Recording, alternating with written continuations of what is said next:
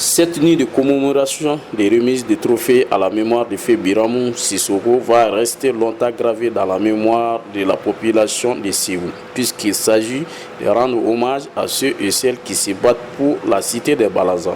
L'événement qui nous réunit ce soir est un symbolique fort car il permet de mettre en valeur les grands pâtissiers de la région de Ségou. Ces artisans du développement régional comprennent des cadres de la haute administration publique, des entrepreneurs, des artistes, des cultivateurs, des élevateurs, des pêcheurs, des artisans, des hommes et femmes de médias et j'en passe volontiers. Ces grands pâtissiers que nous célébrons ce soir, Feu Biramou Sissoko en était engagé, dévoué et toujours disposé à répondre à l'appel de la patrie. Feu Biramou Sissoko faisait partie de cette poignée de cadres qui ont su mener leur carrière sur le fondement de trois attributs difficilement conciliables: le pouvoir, la réussite et l'humanité. Ils étaient tous présents, des parents, des amis et collaborateurs, des récipiendaires à honorer ces derniers jours du mois de juillet, à la soirée des remises du trophée du Feu Biramou Sissoko, ex-gouverneur de la région de Ségou, à 10 récipiendaires. Selon Saoudatou Kamara, l'initiatrice de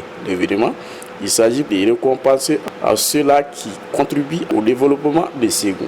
Déjà, nous sommes soulagés à notre âge, soulagés d'avoir une fille qui, fière de ses papas, décide de leur donner une distinction en hommage d'une personnalité qui a marqué l'histoire de Ségou.